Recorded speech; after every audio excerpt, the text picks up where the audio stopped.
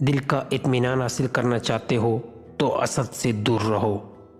خودی کی تکمیل اس عبادت سے ہوتی ہے جس میں ظاہر و باطن دونوں سر بسجود ہوں۔ جسے لوگ مصیبت کہتے ہیں اسے اللہ کی طرف سے ایک عطیہ سمجھو۔ محبت کا تقاضا یہی ہے۔ درویش وہ ہے جو زبان، آنکھ اور کانوں کو بند رکھے، یعنی بری بات نہ سنے، نہ کہے اور نہ دیکھے۔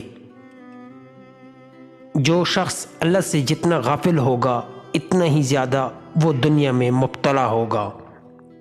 اہل توکل پر ایسی گھڑی بھی آتی ہے کہ جب انہیں آگ میں ڈالا جائے یا زخمی کیا جائے تو انہیں اس کے متعلق خبر نہیں ہوتی۔ عدل و انصاف ہی میں عزت پوشیدہ ہے۔ ہر کسی کا کانا نہ کھاؤ بلکہ ہر کسی کو کھلاؤ۔ دشمن خواہ تم سے خوش نظر آئے مگر اسے بے خوف مت ہو۔ دیتے وقت اپنی ذات کو درمیان سے ہٹا دو اور اپنے اوپر نظر نہ رکھو۔ مومنوں کا دل پاک سرزمین کی طرح ہے، اگر اس میں محبت کا بیج بویا تو اس میں قسم قسم کی نعمتیں پیدا ہوتی ہے۔ اگر لوگوں کو علم کی قدر و قیمت کا پتہ چل جائے تو سارے کام چھوڑ کر علم کے پیچھے لگ جائیں۔ فقیر کے لیے سب سے مضر دولت مند کی صحبت ہے۔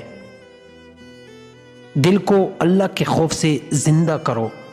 درویشی کا مقام ایسا نہیں جو خوف اور امید سے خالی ہو۔ جتنی اپنی ظاہر سے واقفیت رکھتے ہو اس سے زیادہ اپنی باطن سے آگاہ رہو۔ انسان کو خود اپنے نفس کا معالج ہونا چاہیے۔ اپنا معاملہ اللہ کے ساتھ رکھو، اسی لیے کہ سب لیتے ہیں اور وہ دیتا ہے، اور جو وہ دیتا ہے اس سے کوئی نہیں لے سکتا۔ اپنی آنکھوں کو اندھا کر لو تاکہ دوسروں کے عیب نہ دیکھ سکو۔ اپنے کانوں کو بہرا کر لو تاکہ بری اور غلط باتیں خود نہ سن سکو۔ اپنی زبان کو بند کر لو تاکہ غلط بات نہ نکل سکے۔ اپنے پاؤں باندھ لو کہ نفس کی پیروی میں غلط سمت نہ اٹھ سکیں۔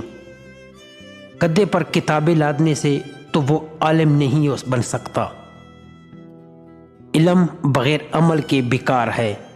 حق ہمیشہ حضور دل سے نصیب ہوتا ہے، اور حضور دل یہ ہے کہ لقمہ حرام سے مکمل پرہیز کرو۔ انسان میں ذلیل ترین وہ ہے جو کھانے پینے اور پہننے میں ہی لگا رہے اور اللہ کی فکر نہ کرے۔ مومن کی بیماری تو اس کے لیے باعث رحمت ہوتی ہے جس سے گناہ مر جاتے ہیں۔ ایسی سچائی جو جھوٹ سے ملتی جلتی ہو اسے چھوڑ دو۔ اللہ کا ذکر کرنے والے کے دل میں شیطانی خواہشات غلبہ حاصل نہیں کر سکتے۔ اپنے مرتبہ کے لیے اپنے نفس کو ذلیل و خوار مت کرو۔ عزت اور عصمت انصاف میں سمجھو۔ اگر تمہیں بزرگوں کی صحبت چاہیے تو بادشاہوں کی اولادوں سے بچو۔